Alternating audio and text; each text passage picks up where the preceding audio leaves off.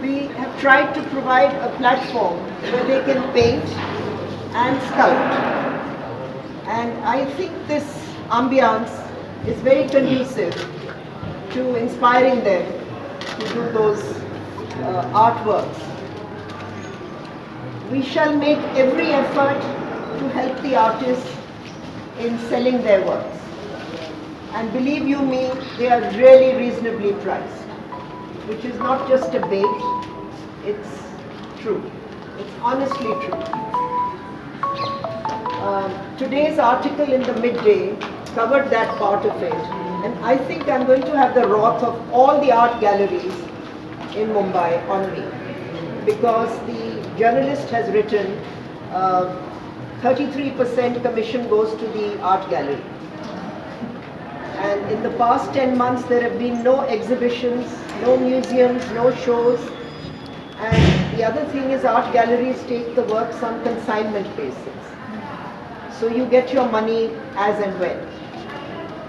Whereas here we are trying to bring the artists together with the customer, the client, whoever appreciates that work. And it's a direct deal with them. I have been collecting art since 1973. I was born and...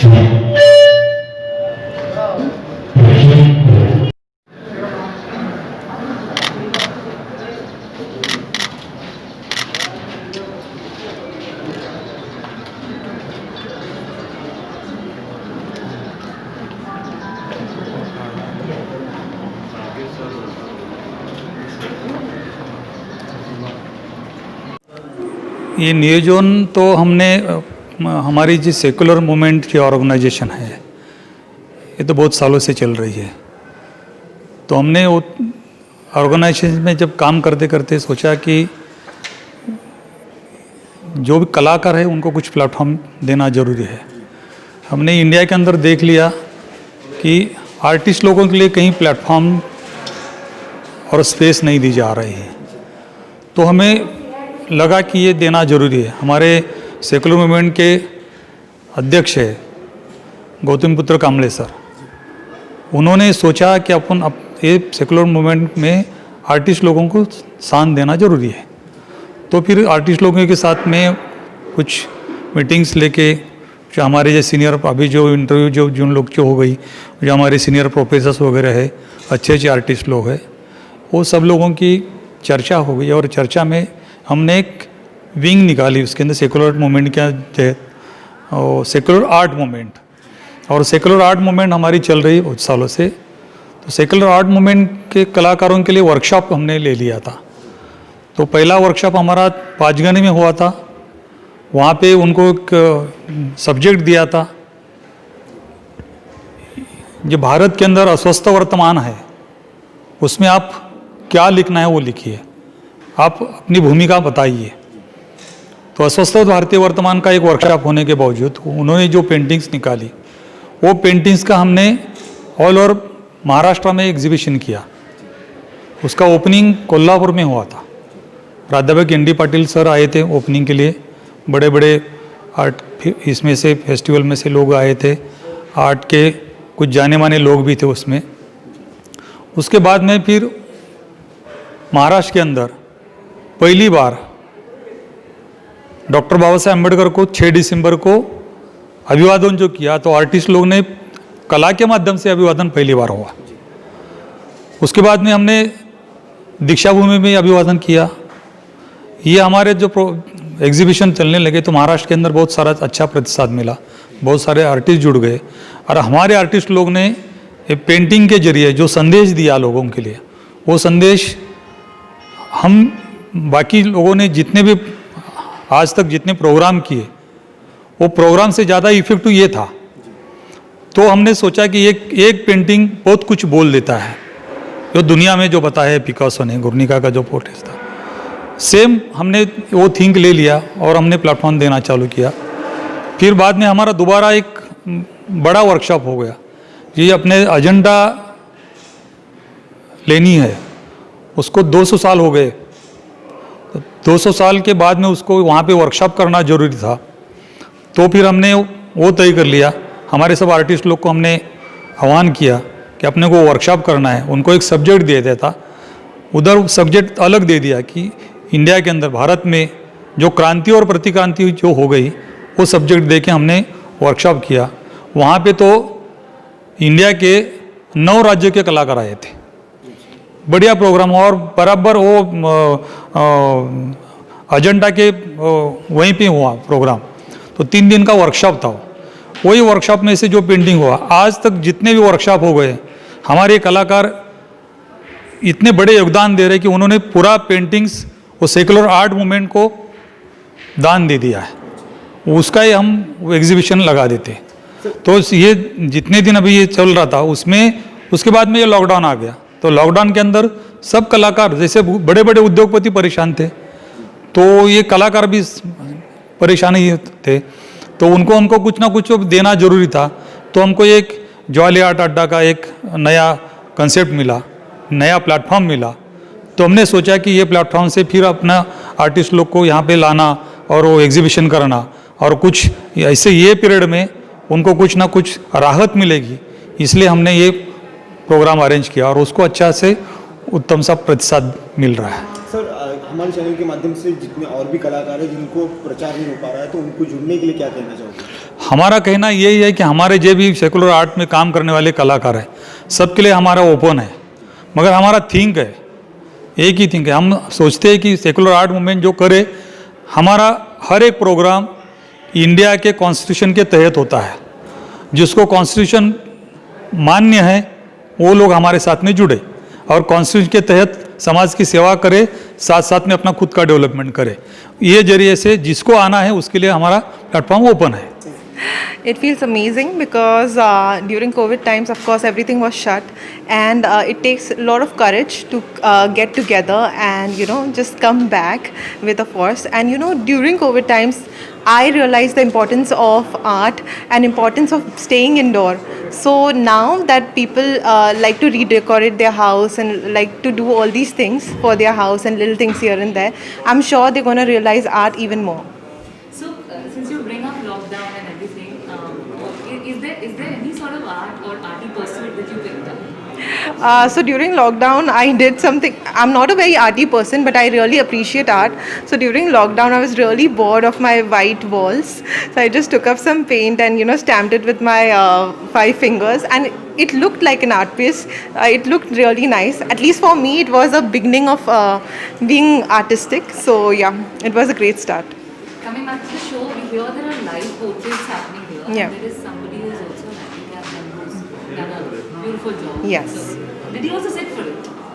Yeah, absolutely. I'm looking forward to, because when you get such beautiful things, then you should actually try out, because it's a great opportunity, and it's a great thing that people find relief in art. Like they try to vent out their feelings and everything through art, and they try to show their emotions through art, and you try to learn so many new things. Like through so many artists, they were telling me the stories behind their art, and they were talking about peaceful thoughts and salvation and all these things, which actually made me realize importance of meditation. Like how important it is to center yourself and find your core, and just be true to yourself rather than these earthly and materialistic things. You look gorgeous. Thank you so much. Would you like to tell us what you're wearing and I'm just wearing a anarkali dress because, of course, during COVID times you don't get to go out that often. So I just thought, why not just wear this, because it's such a great occasion. There's so many artists coming together, and after such a long time. So yeah, anything else you'd like to add? that's it. I'm really excited. It's just like a small little child in a candy shop. I'm just trying to figure out what is where, and I'm just very excited. Did you pick up a best? Did you pick a best? Yes, there's this amazing, beautiful Sleeping Beauty painting that I really liked, and I picked it up. It's so beautiful. You should actually have a look. And I feel that that's going to give me more peaceful sleep during the night, looking at the painting, because her face is so peaceful. ये basically बहुत सुंदर जगह है, और indoor तथा outdoor दोनों ही spaces बहुत अच्छी है। हम लोग सेकुलर आर्ट मूवमेंट और जॉली आर्ट अड्डा, हम कोलैबोरेशन में ये प्रोग्राम हम कर रहे हैं। तो यहाँ पे कलाकारों ने जो चित्र बनाए हैं, स्कल्पचर्स बनाए हैं, वो अफोर्डेबल प्राइसेस में अवेलेबल है। और ये 8-9 महीनों में जो लॉकडाउन पीरियड था उसमें कोई शोज़, फिज़िकल शोज़ कुछ हुए नहीं, और ऑनलाइन में इंक्वायरीज आते हैं लेकिन एक्चुअली कुछ मटेरियलाइज नहीं होता है। और यहाँ पे जो प्राइसिंग है वो टोटली अफोर्डेबल है, मतलब जो आर्टिस्ट के एक्चुअल जो वर्क के रेट्स है उससे 1/3 रेट में ये वर्क्स अवेलेबल कराए हैं। और ये एक तरीके से अगर ऐसा अगर बायर इसमें अगर कुछ अपना योगदान देता है तो ये कला के लिए भी अच्छा है और आर्टिस्ट के लिए भी अच्छा है। सर, नए कलाकारों के लिए ये प्लेटफॉर्म कितना कारगर साबित होगा? ये डेफिनेटली है, उसी उद्देश्य से कि जो आर्टिस्ट इस पीरियड में जो परिस्थिति की वजह से जो कुछ हो रहा है तो उसको काउंटर करने के लिए ये उपलब्धि हमने कराई है। सर, क्या हमारे चैनल के संदेश क्या देना चाहोगे? जो कलाकार हैं यहाँ पर 3 दिन इवेंट चलने वाला है, आने के लिए किस तरह से संदेश देना चाहोगे? ज़रूर आना चाहिए। देखिए क्या होता है, हम अपना वैयक्तिक जो काम करते हैं वो एक अलग चीज़ हो जाता है, लेकिन ये जो है ना, ये पब्लिक के साथ में, मतलब जैसे आर्किटेक्ट्स है, इंटीरियर डिज़ाइनर्स है, इनके साथ आप कोलैबोरेट कर सकते हो। से फॉर एग्जांपल अगर कोई रेजिडेंशियल प्रोजेक्ट के लिए भी अगर आप कुछ करना चाहते हो तो वो जो रहने वाला है आपके काम के साथ में, तो आपको समझना होगा कि ये किसके पास रहने वाला है। तो एक सर्टन वे में ये एक कोलैबोरेशन होता है, एक दूसरे को सुनना, एक दूसरे की नीड समझ के फिर वो डिज़ाइन एस्पेक्ट क्या है, कलर एस्पेक्ट क्या है, टेक्सचर एस्पेक्ट, ये सब चीज़ें समझ के हमको वो प्रोजेक्ट को अंजाम देना होता है। सर, कितने कलाकार आए हैं आज और कितना दिन चलेंगे? इसमें कम से कम 20 कलाकारों के वर्क्स ऑलरेडी डिस्प्लेड है और कुछ लाइव डेमोन्स्ट्रेशन भी दे रहे हैं। सर, चित्रकला के साथ में और कौन से कला की प्रदर्शनी आज हो रही है? आज यहाँ पे मूर्ति कला हो रही है, लाइव हो रहा है, और पोर्ट्रेट भी लाइव हो रहा है, और ऑलरेडी तैयार जो काम है वो भी एक्टिंग का प्रोग्राम है, जहाँ मुंबई से और मुंबई के बाहर से भी 20-25 आर्टिस्ट आए हुए हैं। यहाँ live painting, live portrait demonstration का भी प्रोग्राम है। और अभी जैसे कि देखा आपने, ओपनिंग हुआ है, तो 22 तारीख, 23 और 24 तारीख को 3 दिन यही सब आर्टिस्ट रहेंगे, पेंटिंग करेंगे, डिस्कशन होगा, लेक्चर होगा। और आप मेरे पीछे देखेंगे, यहाँ आर्ट गैलरी है, यहाँ पे सब आर्टिस्ट का 2 या 3 पेंटिंग्स का डिस्प्ले भी है। ये 2 गैलरीज है, बड़ा एग्जीबिशन भी चल रहा है।